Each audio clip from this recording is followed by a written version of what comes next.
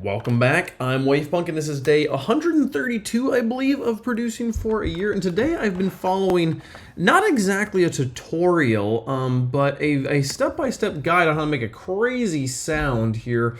This is a video I found a few months ago of Virtual Riot, just exploring and demonstrating how much of a master he is of Serum. And he does so much in this video to bring so much sound out of this one very robust synthesizer. His sound sounds like this.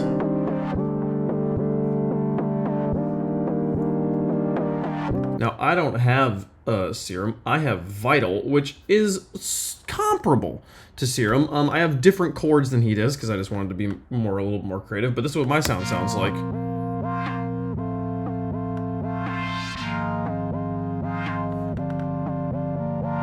Now, I think there's a few things that we got going on differently. Namely, some of my filter sweep modulations are a little bit more extreme than his.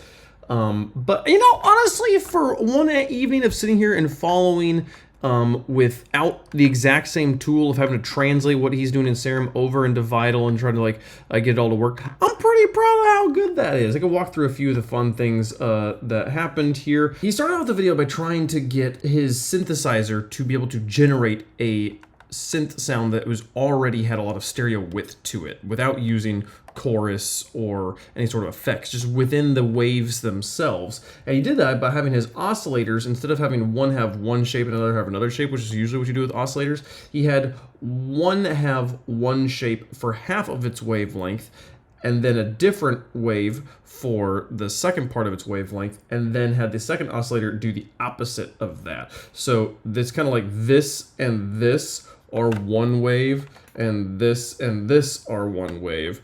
But because they're split up and then he has them panned, you can make the sound come across more wide. And I was pretty proud of how similarly I was kind of able to mimic that and even mimic the same shapes he did, which involved cutting partials out of the piece and getting kind of carving out a lot of space. The one thing that really looks different for me is that my sub bass, which for Serum is kind of a little oscillator over here that's a little bit less flexible, but kind of like forces you to use it as a sub.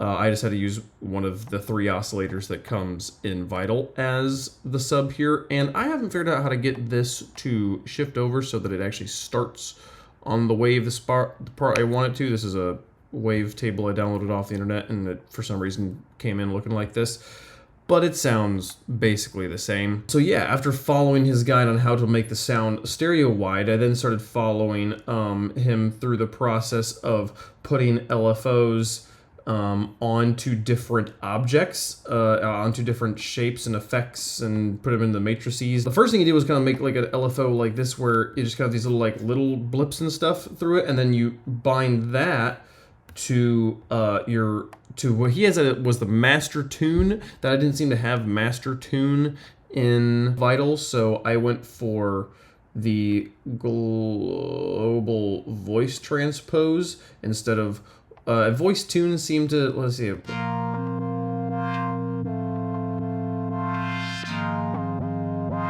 The effects seem to be stronger with voice transpose, so I just left that on. Those are kind of like this onto that global channel, and then had that same thing also go to the effect filters cutoff, so it's moving this around. But you can see that's also being moved by this LFO, so it was pretty cool to see that you could have little effects be moved by more than one thing. So this is being modulated by 2 different LFOs, and it's kind of like working together. And he's like, yeah, have you make one LFO and have it control a lot of things, so your effects are kind of all synced up together. One thing he's doing that I think really makes his sound a lot better than mine, he's got this LFO that, you know, I'm mimicking here with this shape, controlling the wetness of a delay, which basically is kind of controlling like how much sound is our sound signal sending through the delay. And if you send a sound through a delay and the delay is just turned on, it'll like ring through that delay. Even if you stop sending sound through the delay, you'll continue to hear it ring out. So he's got this kind of like filter going where, we'll see if it plays in this spot. Yeah. You hear the the delay, the wah, wah, wah, only happens. It only kind of picks up sound when it's in this, and then through this bit, it's not adding anything into the delay. There's just that the stuff that gets picked up in here is delaying through that. That's a really cool effect. That's a great way to use a delay, especially with the wet mix. Unfortunately, for some reason, the delay in Vital has a mix knob, which is just how loud, basically, this effect is in the system.